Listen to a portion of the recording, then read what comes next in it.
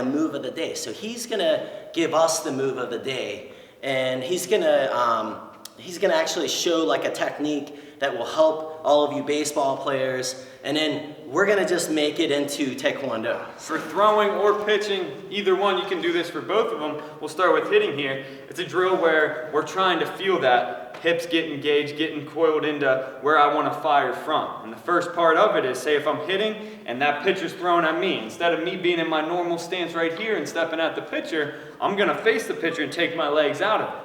I want to be in a good athletic position where I'm getting engaged in my hips here, and I'm turning to the point where my knob of my bat's pointing at the catcher, and this bat's at a good angle splitting my head, because that's when I can swing connected.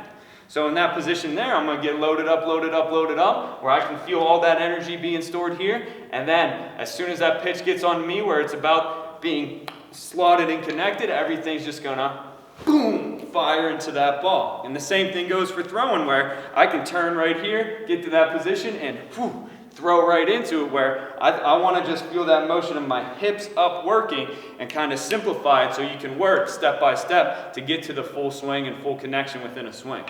Here, I mean, when you take the feet out and the legs out, I mean, you know, before you throw the kick and punch, obviously that's an important area that you got to work. So, I mean, I guess we would stay more in a parallel stance, and just like Mick said, we're gonna really twist back, like wind up. Bend our knees, and then from here, you're forced to really focus on your hips, your core, just twisting, and throwing the kick. And that's a great exercise. And like you said, you could do it with the pitch, you could do it with the punch, where you wind up, turn your hips, maintaining your feet shoulder width apart, and then throwing that punch as fast as you can, getting that connection. I really like that term, connection.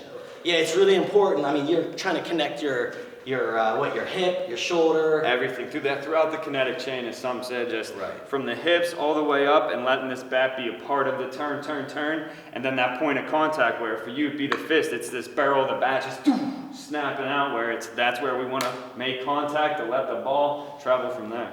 If you're early in the count where you have some room to work with, where you know you're not going to strike out, it's going to be a little bit different than when you get down in the count and you're 0-2 and you're kind of fighting for your life. Similar to Tae Kwon-Do and anything in life, I think above all of that, and Mick can touch a little bit about the approaches after I say that, I think confidence is key, especially in life, especially in baseball. Like, you're down in that count, sometimes you kind of got to just, you know, clear your head, give yourself a blank mind space, and just remember to be confident. You know, like I tell everyone we work with, the big C, confidence, because some kids will go and play their games and they're working here all winter long and they still lack a little bit of confidence, and there's kids on the field that don't have near as good a swing or as good as mechanics as these guys, but they're just like confident, you know, and confidence kind of trumps everything. But like just believing in yourself, you know, like you know you put that hard work, like you said, your dad, your brother said, it's all about hard. There's no secret like ingredient, right? It's hard work.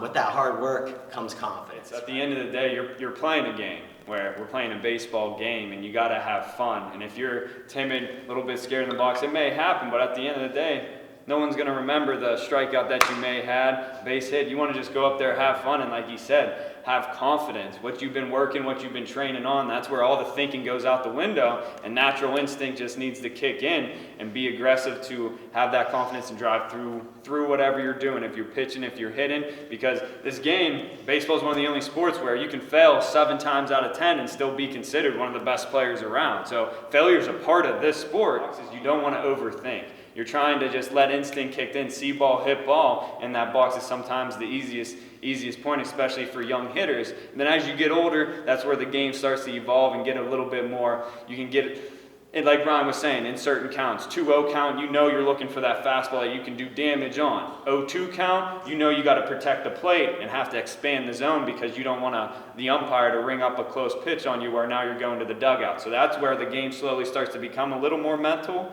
But yeah, like Ryan was mentioning, confidence and being able to go in there with everything you have and just put it on the field and let the game take care of itself. To touch on that real quick, the failure aspect of baseball, one of my favorite movies, just a quote which I can't really remember it word for word, but one of the Rocky movies, when he says, it's not about how hard you can hit, it's about how hard you get hit, get up and keep going. I think, I mean, it's very similar to being down are in a fight or Right. whatever you guys are doing that's getting you down, and then being able to bounce back. Yeah, I mean, honestly, my best memories, I shouldn't say I hate to say it, but were the tournaments that I lost. Right. Or the moments that things didn't go well. Motivated. And then I was so motivated. Yeah. And I started to change my routine. I started I became more hungry for like achieving that goal. And Absolutely. I think, guys, that's really important is no one's perfect, right? You're gonna make mistakes.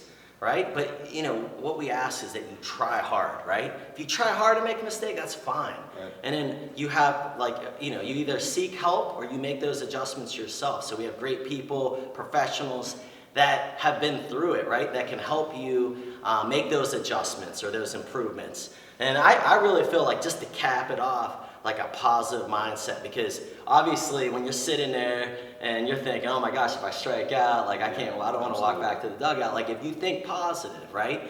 And when you start thinking negative, right? I think in any sport, right?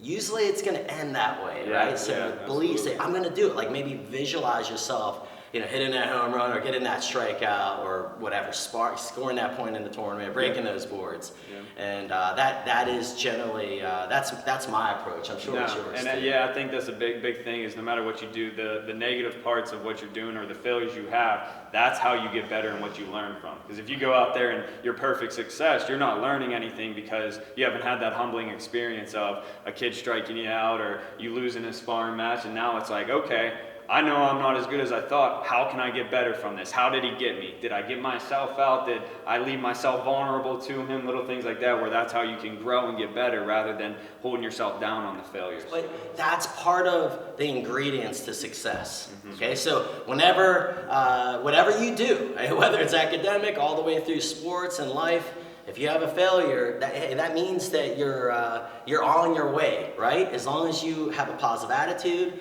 as long as you believe in yourself and you don't give up, all right? Absolutely. And don't be afraid to ask for help too, because they had luckily their family, they all helped each other out, right? That had to be did you guys not ever talk about baseball? Is there a bat in the kitchen or something? Everything was a competition, and whatever it was, from picking up the baseballs and shooting them in the bucket to seeing who could eat more, but that was always me. So. We are gonna do a challenge because in Tae Kwon-Do we like to break things. We're gonna break with these techniques.